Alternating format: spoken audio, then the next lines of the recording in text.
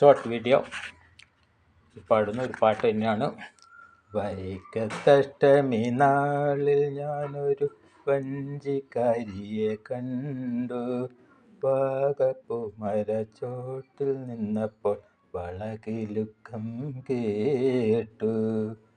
വൈക്കത്തഷ്ടമി നാളിൽ ഞാനൊരു വഞ്ചിക്കാരിയെ കണ്ടു.